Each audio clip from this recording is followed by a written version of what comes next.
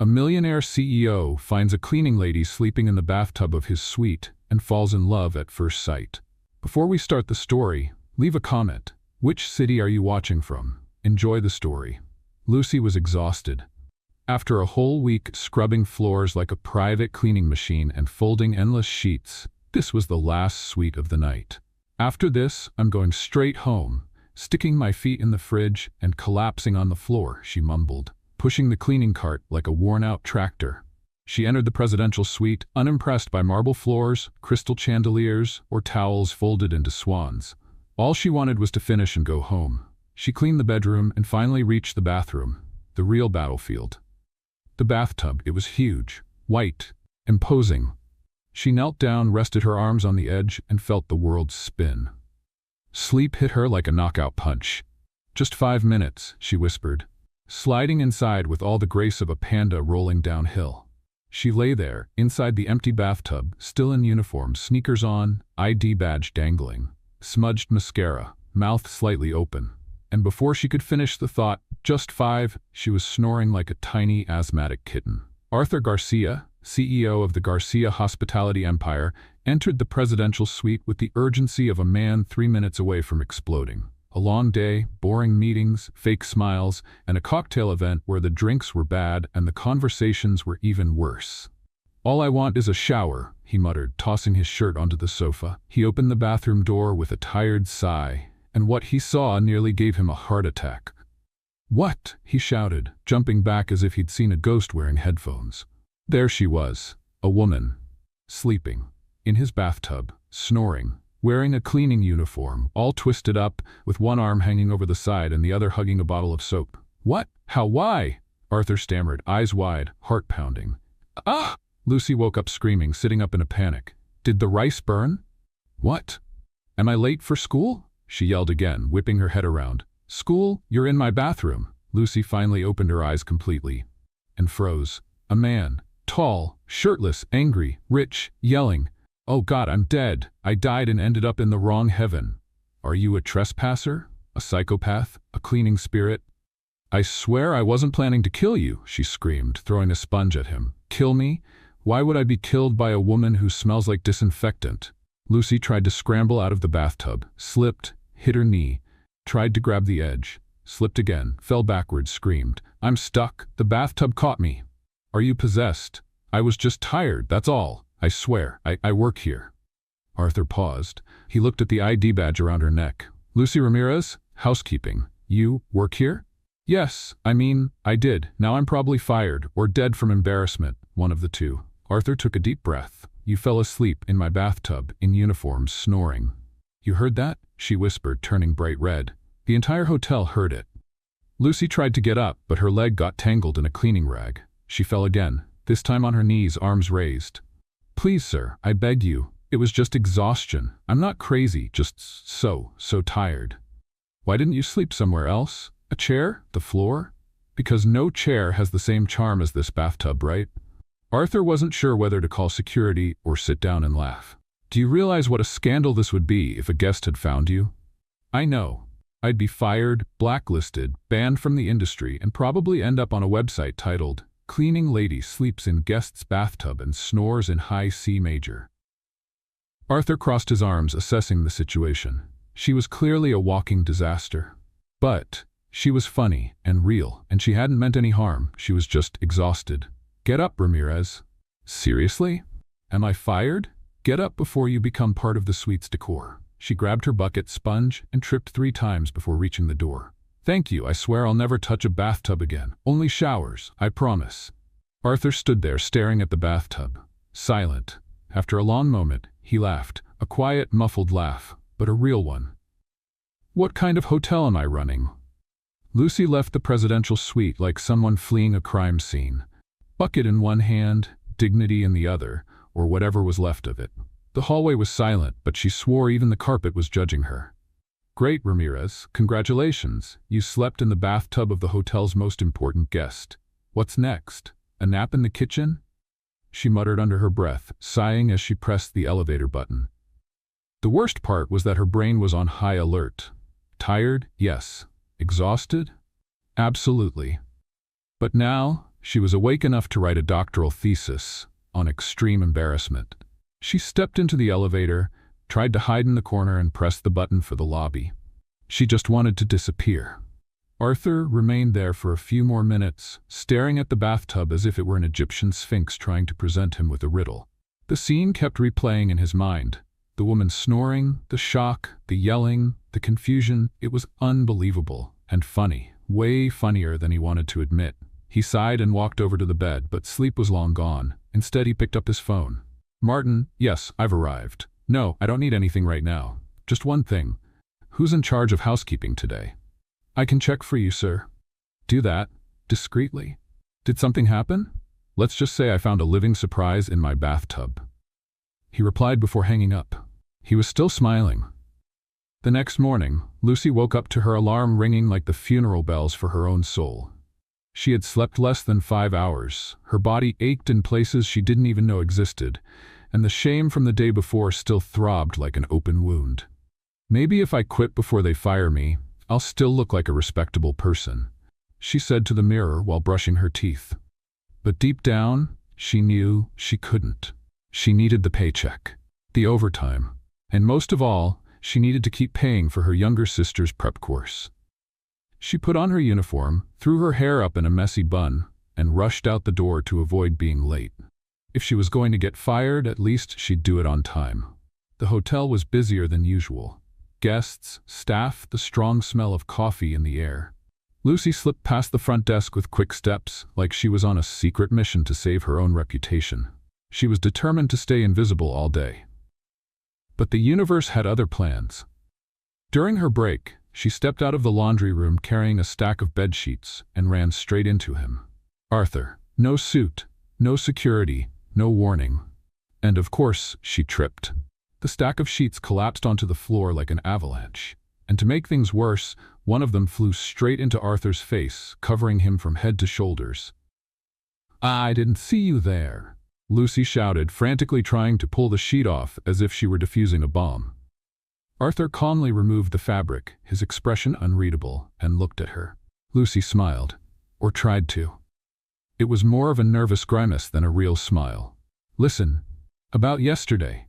"Yes, about yesterday," he cut in, still serious. "I've already apologized mentally like 100 times. I just didn't text you because, well, I don't have the CEO's number. I didn't even know you were the CEO, or that you'd be in the room, or that it was your room. Anyway, I don't usually sleep in other people's bathtubs, I swear." Arthur raised an eyebrow. Sleeping in a stranger's bathtub doesn't exactly sound like a good habit. "Yeah, I know. Terrible choice. It's just... the sleep hit me so hard it was like some kind of orthopedic mattress hypnosis."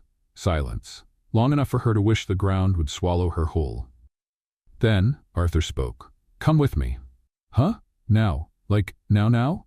"Yes, now." She stood frozen for 2 seconds, trying to figure out if this was a threat, an invitation, or the beginning of a corporate kidnapping. "I'm still in my uniform. Can I at least put the sheets down?" Arthur turned and started walking ahead, like the world was in slow motion, and he was the main character in an action movie. Lucy dumped the sheets onto a cart and ran after him, completely panicked. "Oh God, this is the day I become a meme," she whispered. Arthur's office was inside his presidential suite. Of course, because CEOs don't have regular offices. They have personal workspaces with city views, futuristic coffee machines, and sofas that look straight out of a European film catalog. Lucy stepped in like she was entering enemy territory. Arthur shut the door behind her and sat down in his chair, as naturally as someone who was always in control. "Sit. I'd rather stand, in a position of regret." "Lucy." She sat. "Okay, I'm ready to be fired now. Go ahead, be honest. Just let me know if I have to sign anything. Like, yes, I slept in the bathtub and won't sue the hotel." Arthur clasped his hands together and looked at her seriously. "I'm not going to fire you." She froze. "What? I'm about to make you an offer, but first I need to know, are you the kind of person who gets into trouble often?" "Trouble? Me? Of course not. I'm super professional, except yesterday, and that one time I dropped a jar of olives in the elevator. Oh, and the time when, Lucy?" "Sorry." Arthur leaned back. "Starting today, you're taking on a new role. I want you to be my personal assistant." Silence. Her brain just crashed. "You're what?" Personal assistant. I need someone to help me escape boring meetings, dull dinners, ridiculous social events. Basically, someone to get me out of awkward situations without making me look like an idiot. Lucy blinked. Slowly. Are you serious? Completely. But I'm a housekeeper. Not anymore. Now, you're my assistant if you want the job.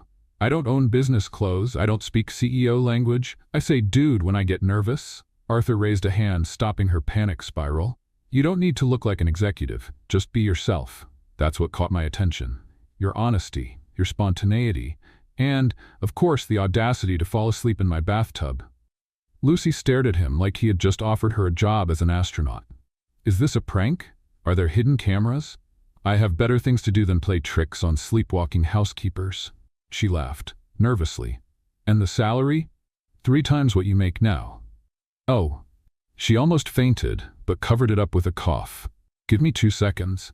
She pulled out her phone and typed, Carla, if I go missing, it was the CEO. But I'm going out in style. Then she looked at him. Deal. Arthur gave a slight nod, a small smile on his lips. Great, you start tomorrow. The launch event for the new spa will be a good test. Lucy stood up, still in shock. Okay, I'll, get ready. Find something appropriate to wear. Practice polite smiles in the mirror. And maybe sleep in an actual bed. Excellent idea. At the door, she paused, turned back, and asked, just out of curiosity, why me? Arthur thought for a moment. Because you're the only person in this hotel who's made me laugh in months, and I'd rather have someone who makes me laugh than someone who puts me to sleep with boredom.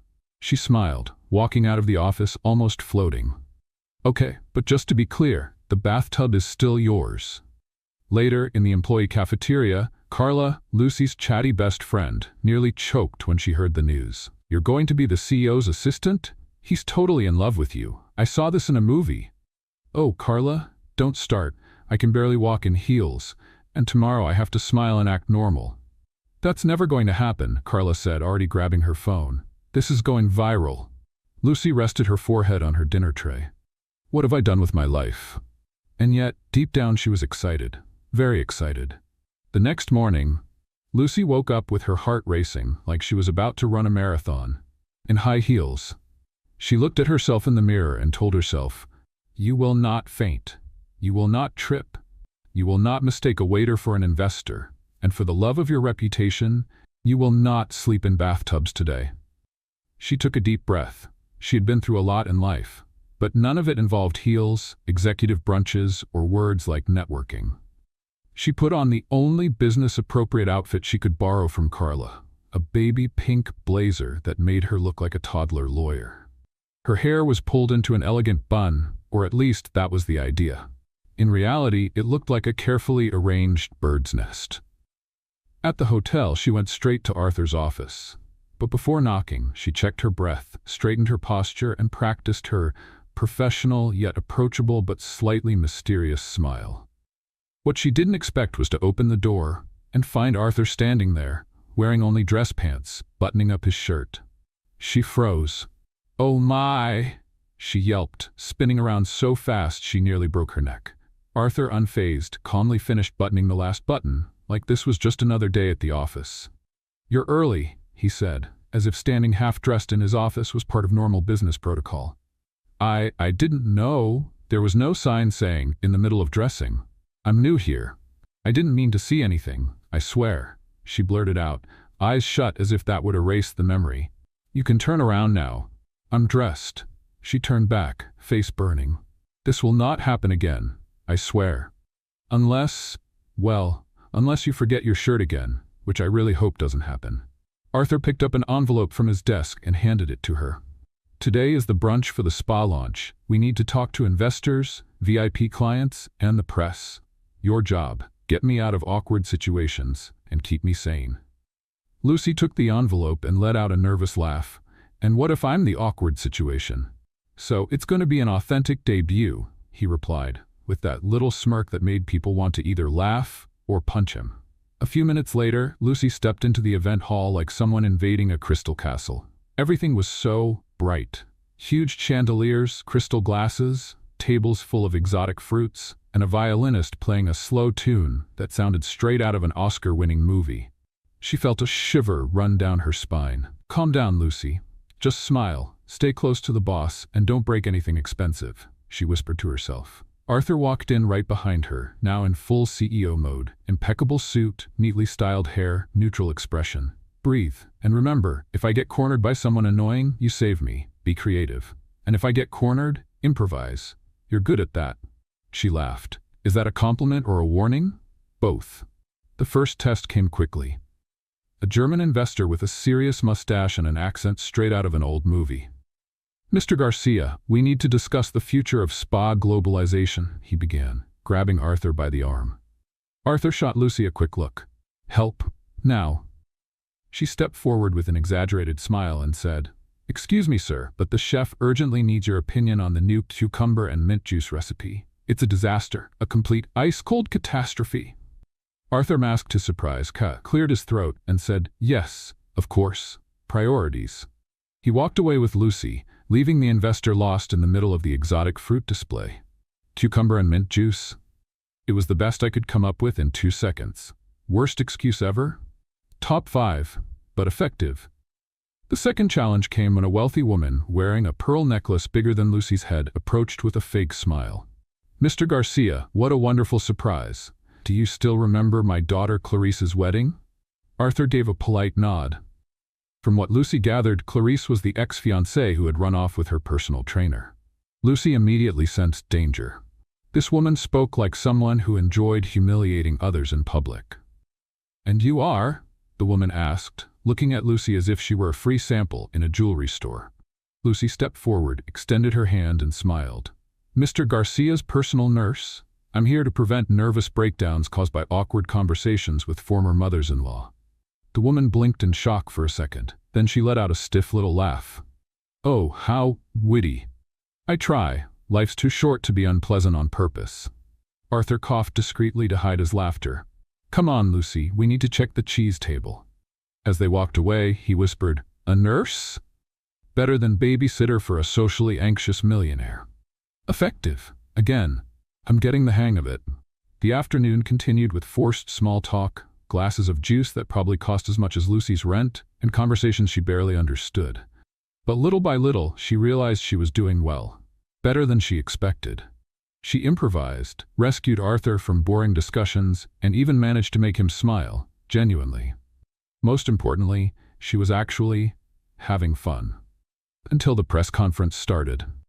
Arthur stepped onto a small stage to welcome the guests. Lucy stood beside him, pretending to be just another assistant, not an ex-cleaning lady who once fell asleep in the bathtub of the man now running a hotel empire. Good afternoon, Arthur said into the microphone. It's a pleasure to have you all at this special event. Our new spa was designed to offer guests a luxurious and revitalizing experience. And I'd like to take a moment to thank the team, especially someone who recently surprised me in a rather unexpected way. Lucy froze. Ladies and gentlemen, please welcome Lucy Ramirez, my new personal assistant. The audience clapped, some smiled, others whispered, and Lucy froze. Sensing the panic in her eyes, Arthur added, Before anyone starts making up stories, let me clarify. No, she wasn't hired because she slept in my bathtub, though she is the first person to do so and survive. Laughter. Lucy turned bright red but smiled. A genuine smile, the kind that comes from finally being seen and accepted. When the event ended, Arthur pulled her aside. Sorry for the surprise. I still don't know if I should punch you or hug you. Do both, just wait until after work. Lucy laughed, relieved. For the record, I'm actually enjoying this. Being my assistant, being more than just the person who cleans up after everyone. Arthur looked at her for a moment. Then he said, You are so much more than that, Lucy. She swallowed hard. Thank you, really. That night she got home, took off her pink blazer, threw herself onto the couch, and picked up her phone. A message from Arthur. Mission accomplished. More to come tomorrow. Well, and it promises to be even more fun. Lucy smiled. She was still holding her phone, reading the message for the third time. Mission accomplished. More to come tomorrow. And it promises to be even more fun. She dropped the phone on the couch and covered her face with her hands. I survived a press conference with CEOs, triple-digit sushi, and a public joke about my bathtub nap, and I still get a more to come tomorrow? For the first time, She didn't feel like just a spectator in her own life. She was inside the story, messy, improbable, but real. She stared at the ceiling as if it had an answer. "Lucy, dear, what have you gotten yourself into?" The next morning, she arrived at the hotel right at 8 o'clock. Nothing short of a miracle. Considering the bus broke down, she almost lost a shoe at the curb, and someone in the elevator mistook her for a guest. She walked into Arthur's office with a slight smile, but he wasn't there. Instead, there was an envelope with her name written by hand. "Well, this doesn't look suspicious at all," she murmured, already opening it. Inside, a short note. "Today, I want you to see something with me. Dress comfortably. No heels or pink blazer, eh?" She frowned. "Comfortable? That sounds like a trap. And what do you mean, no pink blazer?" I was rocking that look, like a marshmallow at a condo meeting, but still. Even so, she rushed to change. She picked dark jeans, a simple white shirt, and sneakers. The survival trio for someone with no clue what's ahead. When she returned, she found Arthur waiting in the lobby, wearing a rolled-up sleeve shirt and a mysterious expression. "Good morning," he said, eyeing her outfit. "Much better. I feel like a spy with no mission." "Excellent, because that's exactly what you are today." She followed him to the car, filled with more questions than answers. "Are you going to tell me where we're going?" "No. And I'm supposed to be okay with that?" "Yes." "All right then. If I disappear, tell my sister she can have my portable charger." Arthur chuckled. About 40 minutes later, the car stopped in front of a small old building with a simple facade. Nothing like the places Arthur usually went. "Where are we?" she asked as she stepped out. "Just come with me." She followed him to the 3rd floor, where he stopped in front of a gray door with peeling paint. "Do you recognize it?" She looked around and widened her eyes. "Wait. This is—" Arthur nodded. "This is where your sister takes her prep course." Lucy froze. "How do you know that?" "I have resources, and I listen carefully." Her heart pounded. "Did you interfere in my sister's life?" "No, I just paid attention and did what needed to be done." He handed her an envelope. Lucy opened it. It was a receipt for the full semester's tuition, under Emily Ramirez's name. Payment completed. Signature A. Garcia. She stared at him, stunned. You paid for my sister's course?" "Yes." "Why?" "Because you worked twice as hard to give her what you never had. And that tells me everything I need to know about who you are." Lucy swallowed hard. "I didn't ask for this." "I know. That's why I did it." She leaned against the wall, trying to process it all. "This is big, Arthur. Really big. It's not charity, it's acknowledgement. But you barely know me. I know enough to know you're one of a kind." She lowered her head, fidgeting with her fingers. "When my mom got sick, I was just a teenager. I dropped out of school to take care of her. My dad had been gone for years. When she passed, it was just me and Emily. I worked every job I could find, cleaning, bakery counter, handing out flyers, and every cent I earned went to her.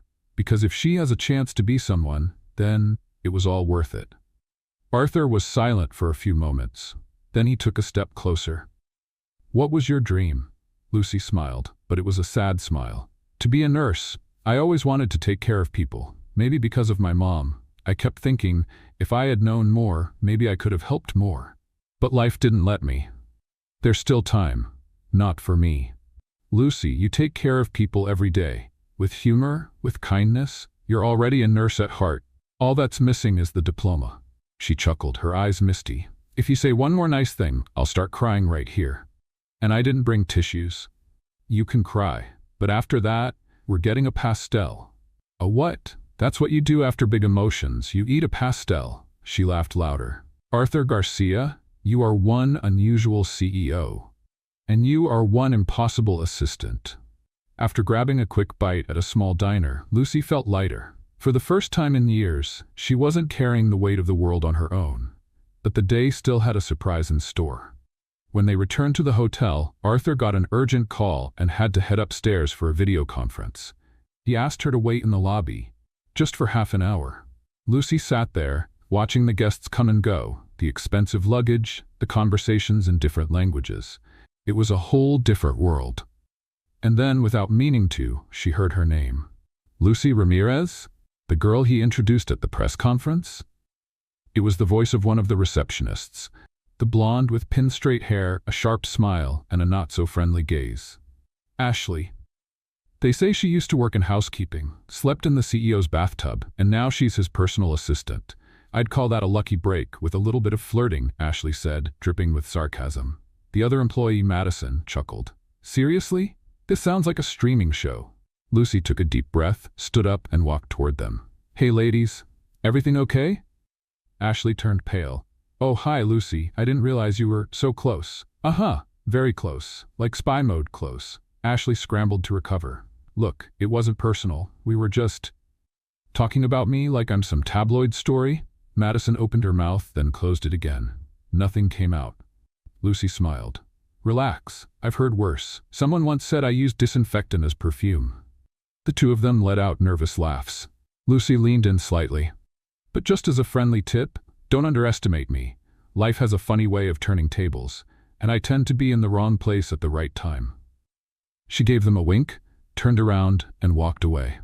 By the time she reached the office, Arthur was still on the phone, but he noticed her out of the corner of his eye and wrapped up quickly. Everything okay? Gossip, judgmental stares, and a touch of sarcasm. The fame package. Want to switch jobs? And give up my chance to keep annoying you with random comments? Never. Arthur chuckled. Tomorrow, we have a dinner with sponsors. Are you coming? If they serve pastries as appetizers, maybe. There will be wine. You've convinced me. That night, Lucy lay in bed with her mind racing. It wasn't just about the new job. It was about being seen, being recognized, being respected. She stared at the ceiling and thought, maybe I don't have to be a nurse to take care of people. Maybe I'm already doing it in my own way. And she smiled, because even without a degree, she was changing lives, including her own. Lucy stared at her reflection in the hotel's restroom mirror, as if she were facing a jury. You just need to look professional, confident.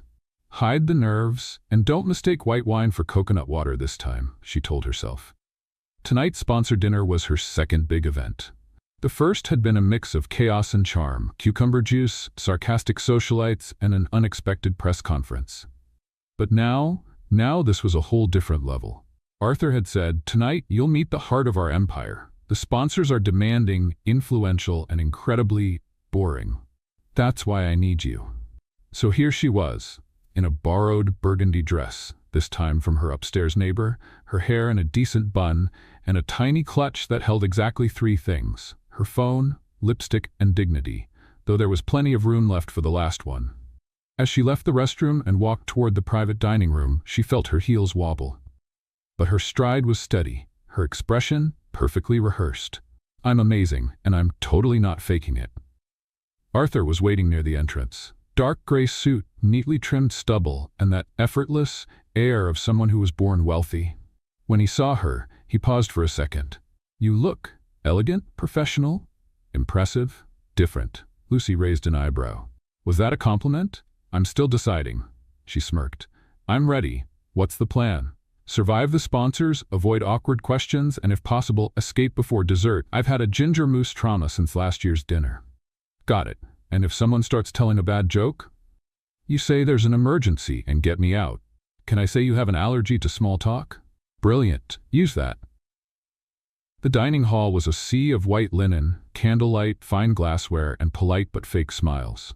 Lucy recognized several faces from magazines and social media, business moguls, models, investors. They all seemed to know Arthur. And they were all staring at her. The whispers started quietly. Is that the new assistant? Is she the one from the press conference? I heard she was a cleaner. Now she's with the boss. Lucy took a deep breath, kept her posture straight, her smile in place, and her head held high. Or at least, mostly. Remember, she whispered to herself, you're not here because you fell asleep in the bathtub. You're here because you woke up wanting to change your life. And because fate has a sense of humor. Arthur led her to the main table where three important sponsors were waiting. Mr. Collins, an older man with thick glasses and a deep voice. Mrs. Bennett, an elegant woman who spoke as if she were always bored. And Derek Stone, the kind of guy who smiled too much and shook hands like he was trying to crush bones. Good evening, Arthur said, his charm well rehearsed. Good evening, Mr. Garcia. And Mrs. Bennett looked at Lucy. This is Lucy Ramirez, my personal assistant, Arthur replied before she could open her mouth. Lucy extended a firm handshake. Nice to meet you. And just to be clear, I'm not a nurse, a nutritionist, a relative, or a fictional character. A few quiet chuckles around the table. Arthur seemed pleased. The dinner continued with sophisticated appetizers and conversations about numbers, projections, investments, and, to Lucy's absolute boredom, Slovenian artisanal wine prices. Still, she carried out her mission flawlessly. She smiled, asked smart questions when needed, kept Arthur from getting trapped in endless debates, and even discreetly suggested that the waiter remove the scallop dish before someone could comment that it was a little overcooked. "I don't know how I survived these events without you," Arthur murmured, leaning toward her. "Probably more bored and more bad-tempered." "True. But with less public embarrassment." "Also true." Everything was going smoothly. Until she showed up. Madeline. A tight black dress, stiletto heels, red hair cascading in waves, and a perfume that announced her presence before she even arrived. Lucy saw her first, and her immediate instinct was to turn her back and pretend she urgently needed to leave the country. But it was too late. "Arthur," Madeline said, her smile sharp. Arthur turned, and the slight smile on his face vanished. "Madeline." Lucy straightened in her chair. "I didn't know you'd be here," Madeline said, looking Lucy up and down. "And you brought company?" Arthur took a deep breath. "Madeline, this is Lucy Ramirez, my assistant." "Ah, of course," the redhead replied, extending her cold fingers. "Assistant." Lucy shook her hand firmly. "That's right, not to be confused with decorative," Madeline smiled. "Of course, it's always nice to see new hires with multiple skills." Lucy kept smiling, but inside she was screaming, "Hold me back or I'll bite her." "And you?" she asked. "Still in the business of scheming, or did you change careers?" Arthur cleared his throat. "Ladies?" "Sorry," Lucy said, "just trying to learn how to behave among the big fish." "Some fish have thorns," Madeline replied, still smiling. "And some just swim in circles," Lucy shot back, taking a sip of wine.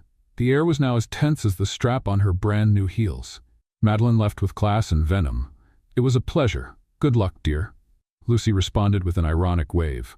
"You too. Always nice to see characters come to life." As Madeline walked away, Arthur looked at Lucy, unable to hide his amusement. "You just won the sharpest comeback contest at a gala dinner." "Was that a compliment?" "It was almost a marriage proposal." Lucy laughed, but her expression quickly grew serious. "You were something with her, weren't you?" Arthur hesitated for a second. "We had a brief relationship, before the hotel expanded, before everything. And now?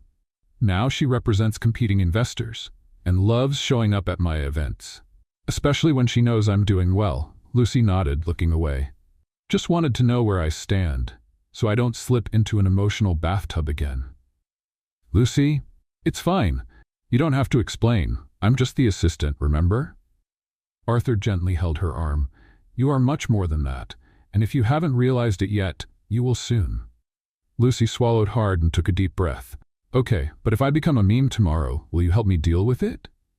"I'll pay to shut down the internet in the whole country." She laughed, feeling lighter. When the dinner ended, Lucy walked down the hotel hallway, heels in hand and soul exhausted. Arthur walked beside her, hands in his pockets. "You know, you surprise me more than anyone I've ever worked with," he said. "That's because you've never had an intern with OCD and a talent for beatboxing," she replied. Arthur stopped. "Thank you for tonight, for keeping you in check, or for not stabbing Madeline with a fork." "Both." She smiled, but something unspoken lingered in the air.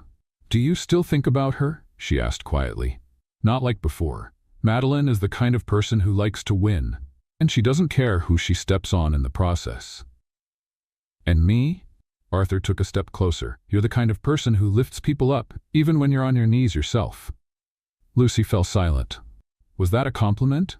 It was almost another marriage proposal. She smiled, and this time she didn't even try to hide it.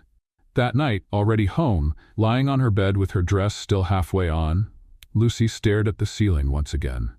But this time her thoughts were different. She was starting to feel something. Something more than admiration, more than respect.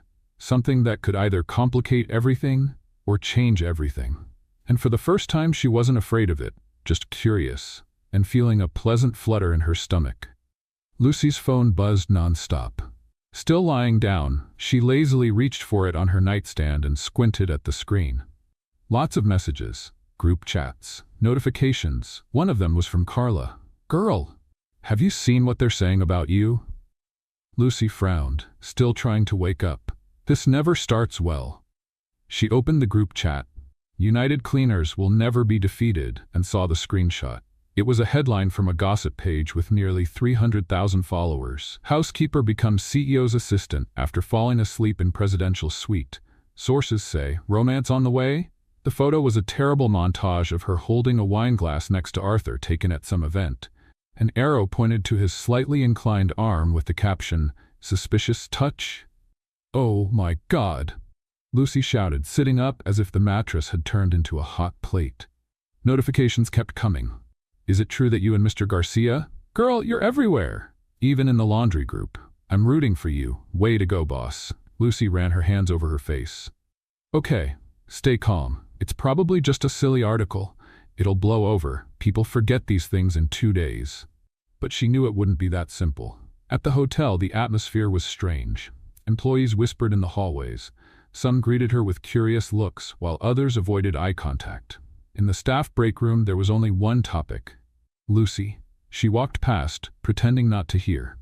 When she arrived at the office, Arthur was already waiting. Wearing a suit, seated at his desk, phone in hand, his expression serious.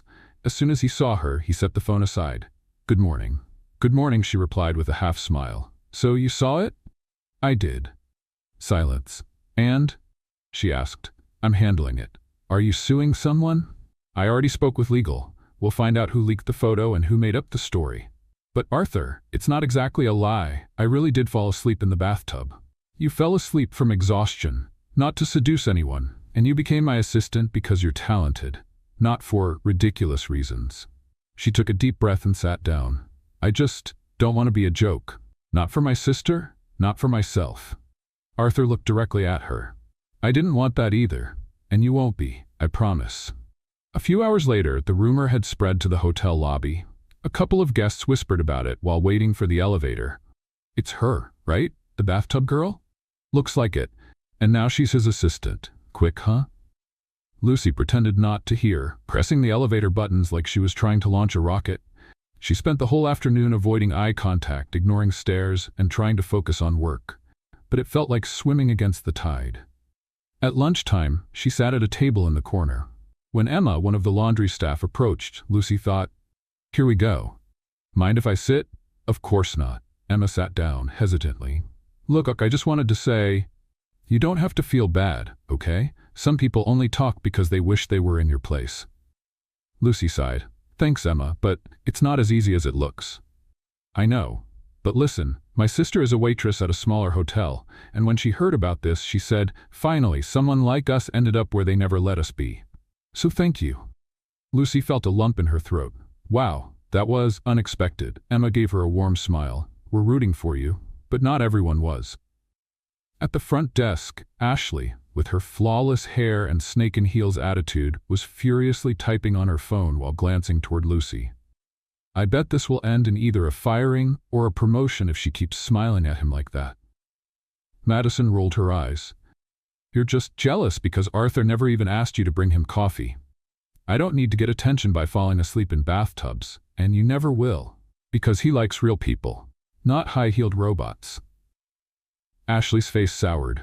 "This is going to blow up, and when it does, let's see who cleans up the mess." And it did. By late afternoon, Lucy got a message from Arthur. "I need to see you. Conference room 2, now." She stood up immediately, her stomach twisting.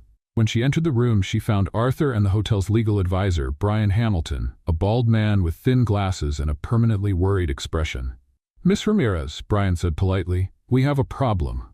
"Just one?" Arthur handed her a tablet with a new headline. "Scandal at the hotel. CEO favors employee he's in a relationship with." "Oh no," Lucy murmured. "They're saying you are only promoted because of my personal interest and that it compromises internal decisions." "That's ridiculous." "I know, but that's not what the sponsors are saying." Lucy's eyes widened. "The sponsors?" Arthur nodded. "Some are demanding a statement from me. Others are threatening to pull their support if I don't take action." "What kind of action?" Brian answered. "The most recommended course would be for Miss Ramirez to take a temporary leave. until the situation is cleared up. Lucy felt a chill run down her spine. You want to remove me? Arthur stepped forward. That's not what I want, but it's what they expect. And if I push back now, I could lose contracts, partnerships, years of support. Lucy stayed silent. So that's it? I go back to cleaning? No, Arthur said firmly. If you want, you can take a few days. Go home. Take a break, but your position is secure. With me. Lucy looked at him. His eyes were intense, but the pain was real. I need to think. She walked out without another word. In the locker room, Carla showed up out of nowhere. Hey girl. Carla? How did you get in here? I have my ways. The morning shift receptionist owes me a favor since I covered for her once.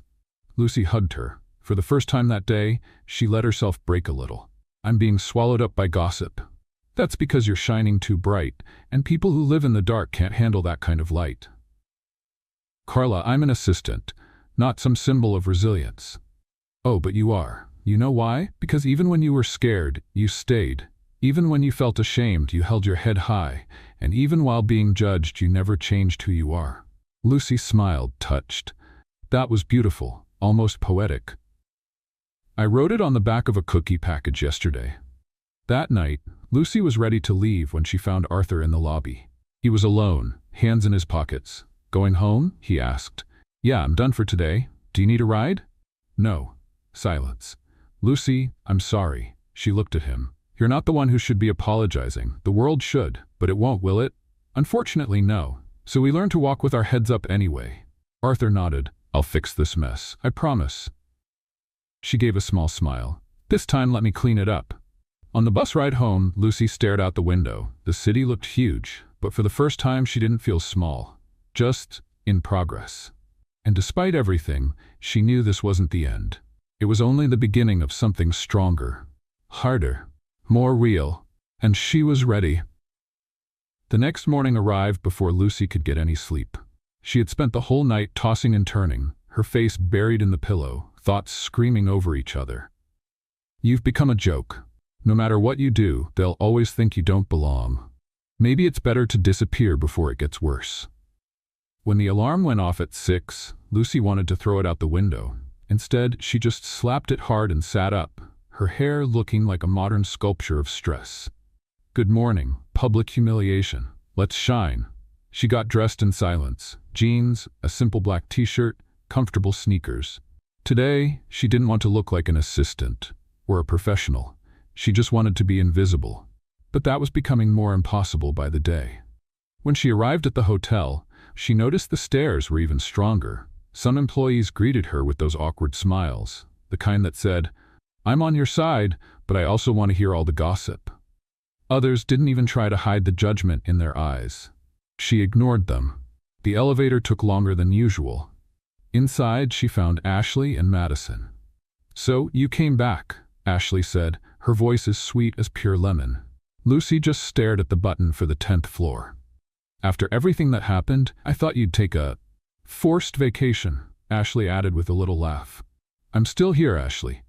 But if you'd like, I can arrange a forced vacation for you if you keep talking in that horror movie voice. Madison choked, trying not to laugh. Ashley huffed. The elevator doors opened. Lucy stepped out first, head held high. But inside, the anxiety was eating her alive. Arthur wasn't in his office when she arrived. There was only a note on the desk. Today, we have a meeting with all managers and internal sponsors. Press conference at 5 p.m. Meet me in the main hall. Lucy sat in his chair and spun it slowly, staring at the ceiling. A press conference? Again? What's next? A reality show? She sighed, closed her eyes for a moment, and tried to breathe deeply. But that feeling of not belonging was coming back full force. In the middle of the afternoon, Lucy decided to do something she had been avoiding for weeks, visiting the floor where the cleaning staff still worked. She went up and found Emma, the laundry girl, neatly folding sheets. Lucy, Emma said, surprised. Wow, I thought you had forgotten about us. Me? Never. I just got caught up in a whirlwind of sushi, high heels, and gossip. Emma laughed. So, how are you? Not great. Feels like every time I try to fit in, the world says, no thanks. Emma paused for a moment and then said, we're all rooting for you, you know. Because if you make it, it feels like everyone who scrubs bathrooms, folds laundry, and works behind the scenes can make it too. Lucy swallowed hard. Thank you. Really. Don't let those spoiled people break you, Lucy. They have no idea how strong you are. She smiled, but deep down she knew that sometimes even she didn't realize her own strength. At exactly 5 p.m., Lucy walked into the main hall. There was a small stage with microphones, rows of chairs, and a filming crew from the hotel. Arthur was already there, talking to the marketing director, Jason Miller, and the legal advisor, Brian Hamilton. When he saw Lucy, Arthur immediately walked over. I'm glad you came. I still don't understand what this is. You will. He pointed to the front row and asked her to sit there. She eyed him suspiciously. Arthur, what are you up to? Just trust me. She sat down, but her heartbeat was so loud it felt like it echoed through the room. Minutes later, the guests started arriving. Managers, sponsors, shareholders, and a few familiar faces from high society. And of course, Madeline. She wore a white blazer and high heels, clearly aware she would be noticed. She walked past Lucy without saying a word but flashed that smirk that said, "You're going to fall, you just don't know when." Lucy pretended not to notice. Arthur stepped onto the stage, took the microphone, and took a deep breath. Good afternoon, everyone. Thank you for coming on such short notice. This emergency meeting was called for one reason only, to put an end, once and for all, to the rumors surrounding my personal assistant, Lucy Ramirez. Lucy froze in her chair. A murmur spread through the room. Arthur continued. In the past 48 hours, there has been speculation online that Miss Ramirez was promoted for personal reasons, based on assumptions, lies, and a single photo taken out of context. More murmuring. Some laughter. So let me be clear. Lucy Ramirez is my assistant because she is the most qualified person for the job. And no, this has absolutely nothing to do with favors, romantic interest, or any other kind of relationship. Lucy's eyes widened. What? Arthur went on. If anyone here believes that a person's competence is measured by where they come from rather than the quality of their work, you're in the wrong place.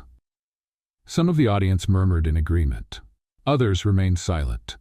Lucy started at this hotel cleaning bathrooms. She once fell asleep in a bathtub after a 15-hour shift, and even then, when she woke up, she apologized and went right back to work. Since then, she has pulled me out of embarrassing situations, stood up to powerful people, and done more for this hotel than some who have been here for years. Jason, the marketing director, nodded subtly. Arthur finished. I'm not letting her go, I'm not apologizing, and if anyone wants to reconsider their partnership with this hotel because of that, the door's open. Silence. Then, from the back of the room, a male voice spoke up. I support Miss Ramirez staying. It was Mr. Bennett, one of the hotel's longtime sponsors. Soon, others started murmuring their agreement. Emma, who had been sitting quietly in the back, cheered. That's right. Lucy looked at Arthur, unsure whether to laugh, cry, or run up and hug him in front of everyone. Arthur looked straight at her, without a microphone, and simply said, Thank you for not giving up. She nodded and smiled. A smile full of everything, gratitude, relief, and something more. Something that grew every time he did what no one else had ever done for her. Defend her. At the end of the event, as the hall was emptying out, Lucy walked up to him. You're crazy. I've been told that before. You just picked a huge fight for me. No, with you, not for you. She crossed her arms. You do know this will have consequences, right? I'm used to those. Silence. Lucy took a deep breath. Thank you. Arthur stepped closer. Do you understand now why I insisted on keeping you here? Yes, but it still feels surreal. Good, let it stay that way. Oh, and just so you know, she added, Madeline nearly exploded with rage while you were speaking. Arthur smirked. That was just a bonus. That night, Lucy went home with her head in the clouds.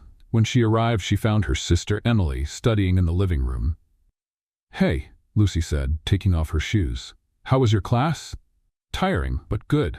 My biology teacher is crazy. He said he's going to teach genetics using playing cards. That's innovative. And you, how was your day? Lucy smiled. The best and the craziest, but the best. Emily watched her for a few seconds. You like him, don't you? Lucy's eyes widened. Who? Your boss. Me? Arthur? No way, he's annoying and bossy, and sometimes it feels like he can read my mind. So that's a yes? Lucy sighed. Maybe, but he's my boss and that world isn't mine. Not yet. Lucy smiled, thoughtful. Not yet. That night, before falling asleep, Lucy got a message.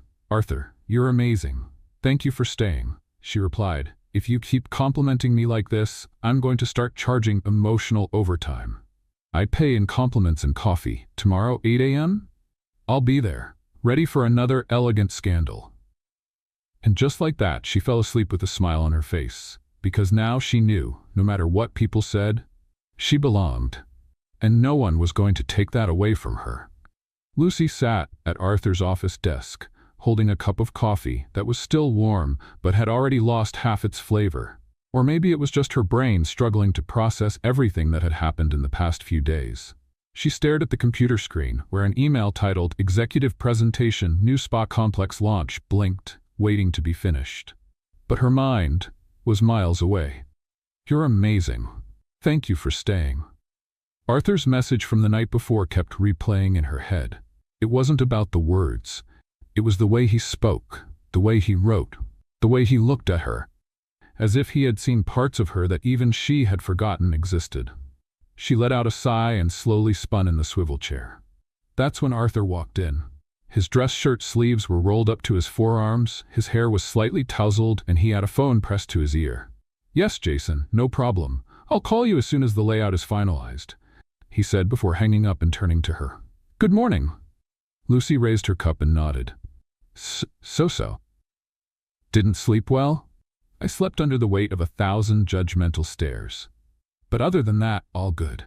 Arthur pulled out a chair and sat across from her, watching her closely. "You're still thinking about what happened?" "No, now I'm thinking about what will happen when I mess up again. Because with my luck, I'll probably slip on a polished floor, on live television." He chuckled. "You handled everything better than a lot of people who have worked with me for years." "You say that because you've never seen me cry over a documentary about an abandoned penguin." Arthur leaned forward, resting his arms on the desk. "Lucy, can I ask you something?" "Sure. But if it's about what happened yesterday, I'll only answer if it comes with a scoop of ice cream. It's about you." She raised an eyebrow. "Me? What do you want?" Lucy blinked. "Huh? What do you mean? In life, in your future, what do you want, besides surviving the corporate world and avoiding becoming an internet meme?" She was silent for a few seconds. "I want my sister to go to college. I want her to never have to work 14-hour shifts just to pay rent. I want her to have a good bed, a good life, and never have to scrub rich people's sinks with steel wool." Arthur nodded with a small smile. "And you?" She hesitated. "I'd like to study, maybe nursing. Medicine is too far out of reach, but taking care of people, I've always liked that, but I don't know if it's too late." "It's never too late." Lucy looked away. "Easy for you to say when you have an empire at your fingertips." Arthur was silent for a moment. Then he stood up. "Come with me." "What? Now?" "Arthur, I'm wearing sneakers and a coffee-stained shirt. This feels like the start of an emotional kidnapping. Trust me." Minutes later, they were in the hotel parking lot, and Arthur unlocked a car different from the one he usually used, a regular black sedan. "No driver today. Just us," he said. Lucy got in, still skeptical. "If we end up in an open field with horses and romantic music, I swear I'm running away." Arthur laughed. "Relax. Nothing that cheesy." "Good, because I didn't bring bug spray." They drove for a few blocks until they stopped in front of a modest-looking building with a glass facade and signs still being installed. Lucy read, "Project Vita Community Support Center." She looked at Arthur, confused. "What is this?" "Come in." She followed him. Inside, there were spacious rooms, some still under renovation, with furniture being assembled, boxes of school supplies, brand new computers, and a small library in the process of being organized. "This is my new project," Arthur explained. "A support center for families in vulnerable situations. Classes, medical support, workshops, a community dining hall." Lucy looked around in silence, taking in every detail. "And what does this have to do with me?" Arthur stopped in front of one of the rooms, where a plaque was waiting to be mounted. "Lucy Ramirez Room, Training in Dreams." She froze. You're joking, right? This room will offer scholarships and basic training for young adults who want a second chance. And it's named after you. Because you inspired it." Lucy covered her mouth, her eyes welling up. "Arthur, I got the idea after our conversation about nursing. You said you wished you could have helped your mom more. And I thought, Maybe you still can, starting here. She took a deep breath. This is too big. It's the least you deserve. They stood in silence, the kind that doesn't feel heavy but fills the space, a silence that said everything. Arthur looked into her eyes. You changed me, Lucy, ever since that day in the bathtub. She let out a nervous laugh. I still think I should have been fired on the spot. Good thing you weren't. She took a step closer. Arthur. If you kiss me now, it's your fault. He smirked. And if I say it's your fault, then I'll accept it, because I want to, too. And then, without another word, he gently pulled her in by the waist and kissed her. It was soft, unhurried, but full of everything they had been holding back for too long. The doubts, the jokes, the looks, the silences. It all fell into place in that moment. When they pulled away, she kept her eyes closed for a second. Okay, that was unexpectedly good. Better than a pastry? Almost. They both laughed. Well, now we have a problem, Lucy said. Why? Because now I'm going to have to kiss you again someday. Let's put it on the calendar. Schedule it after my next existential crisis. Already reserved. Back at the hotel, Lucy's mind was still spinning. The kiss, the community center, the room with her name on it. It was all too much. And yet, it felt right. But of course, the universe never lets things stay calm for long. She was in the elevator when she ran into Madeline. Of course. Well, if it isn't the celebrity of the week, Madeline said, stepping into the elevator with a smug smile. Lucy kept her expression neutral. Madeline, what an almost sincere pleasure. I hear Arthur has a new hobby, building shelters and handing out kisses. And I hear you've been trying to understand the concept of humility. How's that going? Madeline laughed. You know this won't last, right? The elevator? I hope so. We still have 4 more floors. No, your story. This, you and him. It's not real. Just charity disguised as romance. Lucy took a deep breath. You know what the difference between us is? Oh, I can't wait to hear. You want to win. I just want to live. The elevator arrived. Lucy stepped out first. Good luck with that, Madeline. You'll need it more. But Lucy didn't look back, because for the first time she wasn't afraid anymore. That night, at home, Emily was waiting for her with the table set. I made frozen lasagna. Nothing more gourmet than that. I kissed Arthur. Emily nearly dropped her fork. You did what? It was spontaneous and intense, but beautiful. Oh my God, is this serious? Lucy sat down, smiling. I think so. And now? Lucy looked up at the ceiling, thoughtful. Now I figure out what it's like to experience something I never thought I could. Emily smiled. And here I was thinking my test score was the big news of the day. They both laughed. And Lucy knew something was really changing. Not outside, but inside. The morning after the kiss, Lucy woke up with her heart racing and a silly smile stuck on her face. A smile she tried to hide, failed, tried again, and failed again. Okay, Ramirez, she said to the mirror. You kissed your boss, a billionaire CEO. Now what? Sing in the hallway? Make a declaration over breakfast? Live out a Taylor Swift music video? She fanned herself with the lid of her hairbrush and laughed alone. But soon the nervousness crept in. What if it had just been a moment? A whim? What if Arthur woke up today and simply regretted it? Taking a deep breath, she dressed as neutrally as possible. No bold lipstick, no sweet perfume. Today's plan, casual, controlled, composed. Or at least pretend to be. When she arrived at the hotel, everything seemed normal. People in the lobby, coffee being served, conversations about reservations and checkouts. But when Lucy stepped into the elevator and pressed the button for the 10th floor, she felt her heart race. She didn't know how to face Arthur after the night before. But he wasn't in the office, or anywhere. Strange. She checked her phone. No messages, no calls. Maybe he was in a meeting, or running away to Alaska. Around 10 a.m., Lucy went to the hotel restaurant to take care of something with the manager. As she passed through the main hall, she noticed the team setting up for next week's event. That's when she heard 2 familiar voices, Arthur and Madeline. Behind a wooden partition, they stood facing each other, speaking in low but intense tones. Arthur, you're losing yourself, Madeline said. This is none of your business, he replied, visibly irritated. Are you in love with her? With an employee? With someone who will never understand this world? Don't you dare talk about her like that.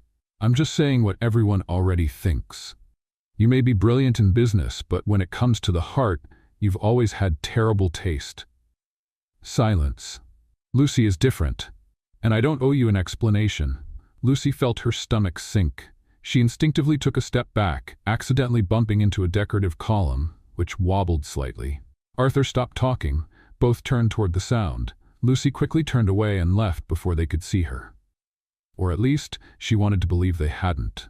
Back in the office, she sat at her desk, staring at the computer, but she didn't type a single word. Her mind was spinning. Are you in love with her? That question kept replaying over and over. But more than the words, it was the tone, the context, the doubt. Someone who will never understand this world.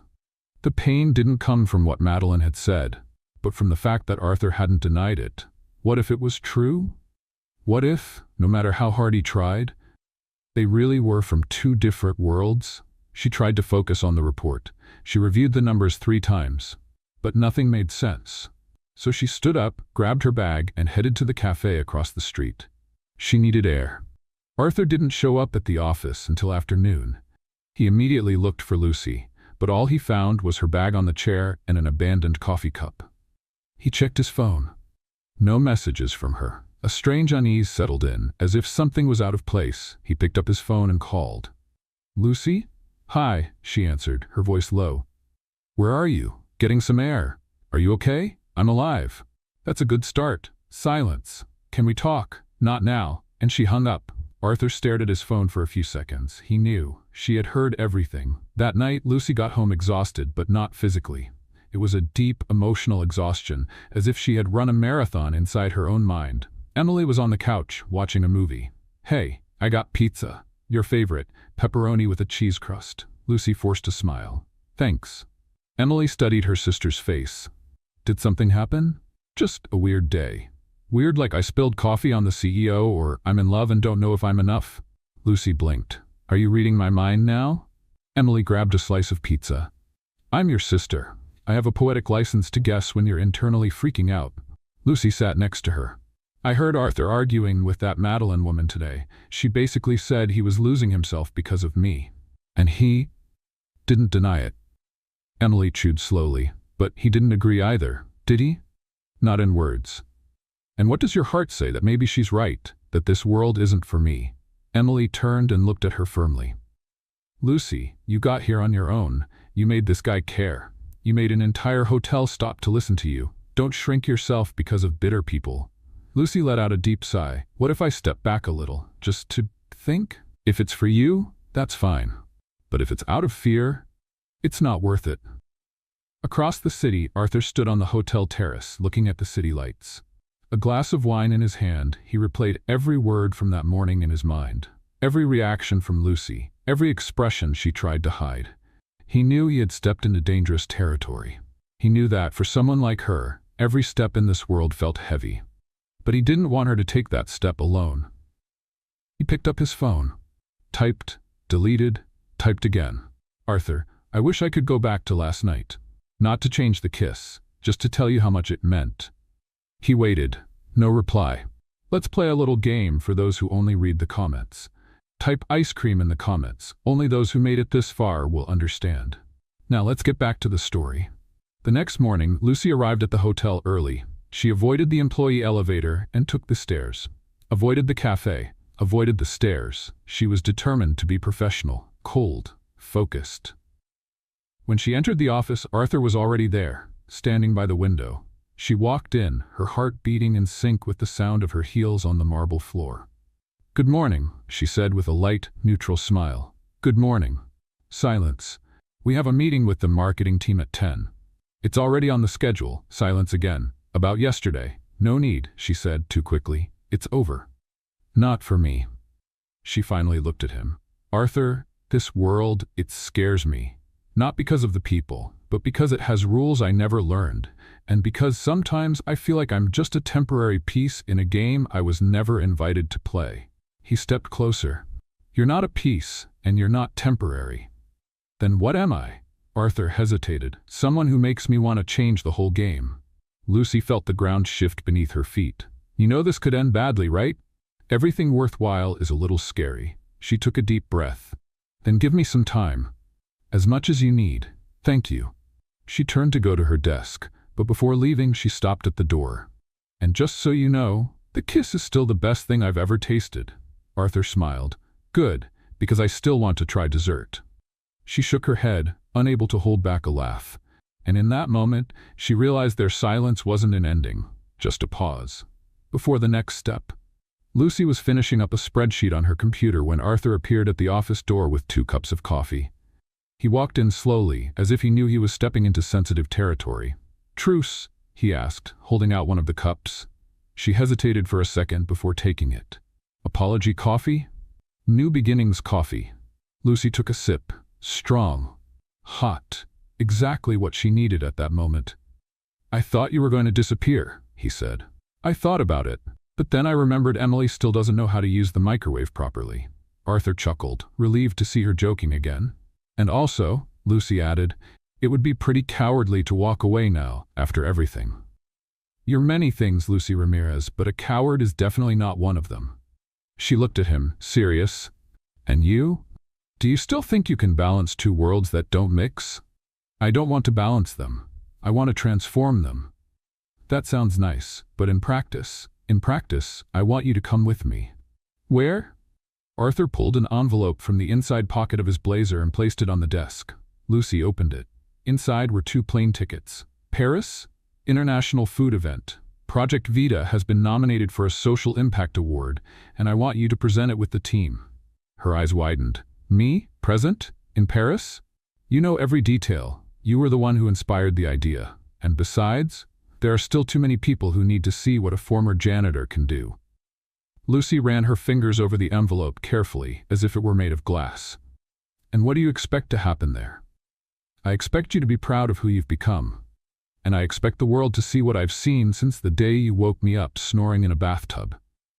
Lucy laughed, surprised at how possible it all seemed now. "And us?" she asked, her voice softer. Arthur stepped closer. "We go together, one step at a time. No pressure, no labels, just whatever is real." She bit her lip, thinking, "Okay, but only because I've always wanted to see the Eiffel Tower up close, and maybe you up close too. Then it's a deal." She smiled. "Paris, me, you, an international event. What could go wrong?" Arthur raised an eyebrow. "Lucy, all right, don't finish that sentence. I've learned that asking that question is basically a curse." That night, Lucy walked home with a quiet smile on her face. A light breeze played with her hair, and for the first time in a long time, the world felt light. When she arrived, Emily was waiting with a tub of ice cream and a look that demanded answers. "Talk, now." "Paris. What?" "Arthur wants to take me to Paris, an event, presenting Project Vita." "I knew it," Emily shouted. "This is a movie, Lucy. You're living a movie. Calm down, there are still 2 chapters left for everything to go wrong."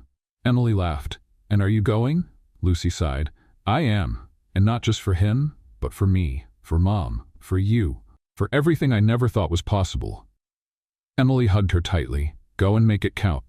Lucy closed her eyes. She was ready. Or almost. But with Arthur by her side, maybe she didn't need to be completely ready. She just needed to go. Lucy looked out the car window as they drove through the cobblestone streets, passing charming cafes, old facades, and the golden glow of the Eiffel Tower in the distance. It felt like being inside a movie. Except this time, she was the main character. "You're very quiet," Arthur said beside her. "I'm just trying to understand how the girl who was cleaning bathrooms last week is now in Paris to present a project." "That girl always had this potential. She just needed the right space to show it." Lucy smiled. "Careful, you're starting to sound romantic." "A little romance never hurt anyone," he replied, his gaze making her heart race. They arrived at the boutique hotel where they would be staying. It was small, elegant, and cozy. 2 rooms reserved, because Arthur knew how to respect her boundaries. And Lucy, she was grateful for that. After settling in, Lucy went straight to the balcony. The view was breathtaking. The city was alive, and for a moment, she felt like she was exactly where she was meant to be. That evening, the opening dinner brought together important names from the worlds of gastronomy, philanthropy, and European media. Lucy wore a simple but elegant black dress, her hair in a loose bun. She looked around, trying to appear confident, even as her hands grew clammy. Arthur approached. "Ready?" "More or less. I'm trying to pretend this is normal." The only unusual thing here is the price of this sparkling water. Relax. You just need to be yourself.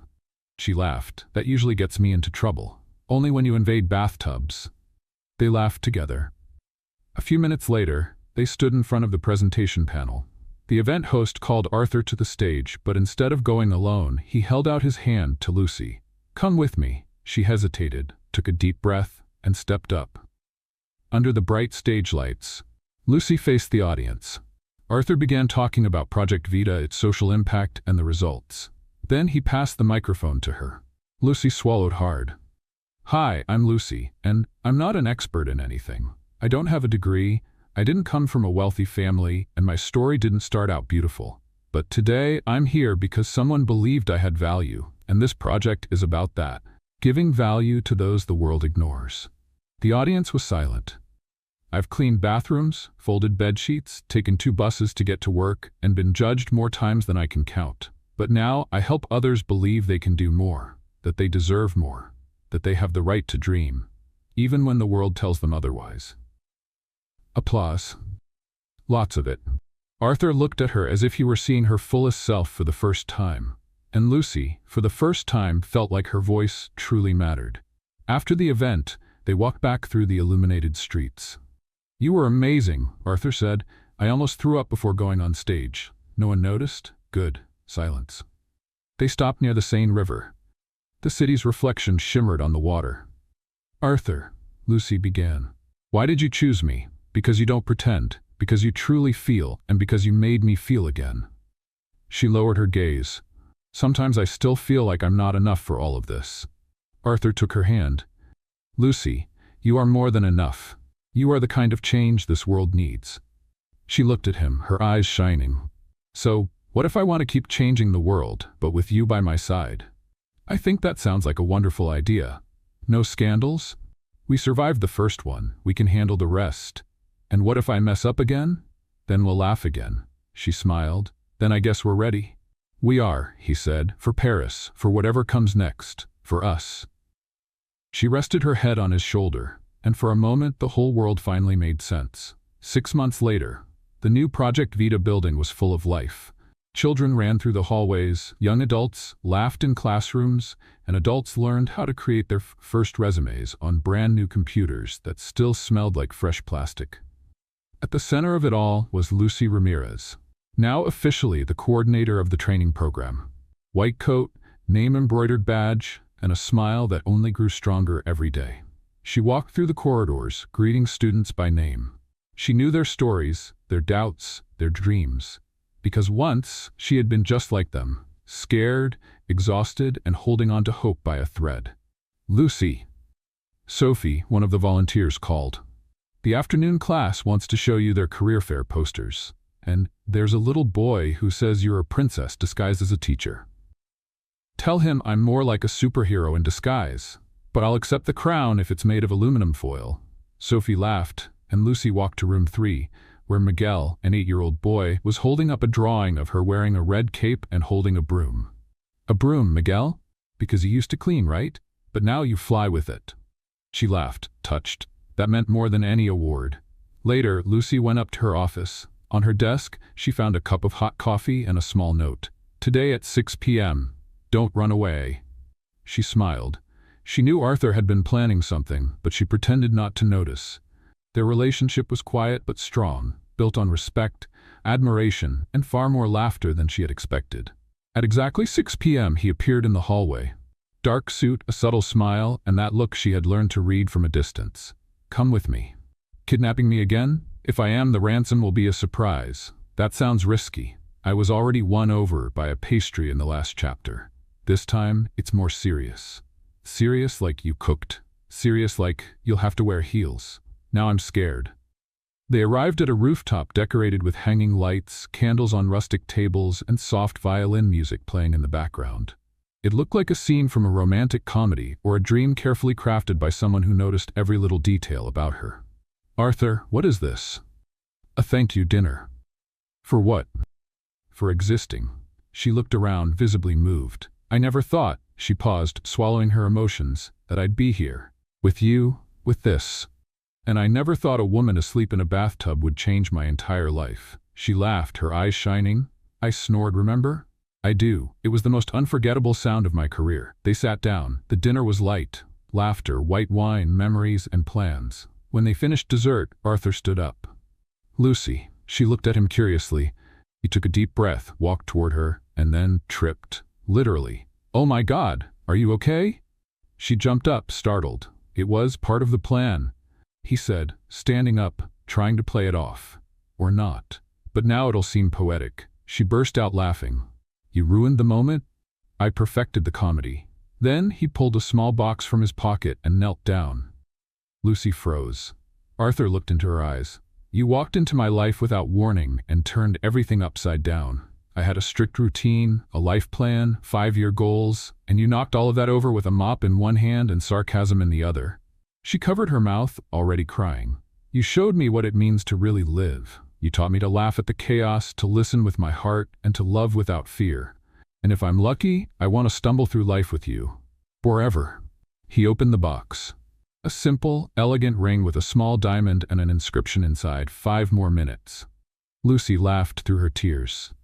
Arthur, Lucy Ramirez, will you be my wife, my partner, and the only person allowed to snore in the bathtub of my heart? She burst into laughter. I can't believe you just said that. I thought about it for weeks, and I still think it sounds romantic. She took a deep breath, knelt down too, and hugged him. Of course I will, you crazy CEO. They kissed right there, between candles and laughter. 2 months later, the garden at the Vita project had been transformed. White decor, light wooden chairs, simple but breathtaking flowers. Children held little baskets of petals. Volunteers laughed among the guests. Sophie had been crying discreetly since breakfast. Lucy walked down the improvised aisle in a light lacy dress, her hair down with small flowers woven in.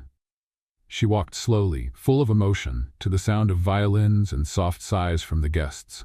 Arthur waited at the altar with the grin of a boy. Navy blue suit, burgundy tie, and that look of someone whose life had changed forever the moment she entered it. As she arrived, Lucy glanced at Emily, who was holding the rings with trembling hands. Don't cry, or I'll start too, Lucy whispered. I've been crying for 3 days. Haven't you noticed? The ceremony was simple, with vows written by the bride and groom. Arthur started. Lucy, you're the most beautiful chaos that ever entered my life. Before you, I thought love was something controlled. But now I know love is a mess, laughter in the middle of a meeting, and a kiss that tastes like strawberry ice cream. Lucy laughed, sniffling. And even though I will never understand how you forget your email password every week, I promise to always remind you of who you are, the woman who changed everything. Lucy took his hand and began. Arthur, you were the last thing I expected.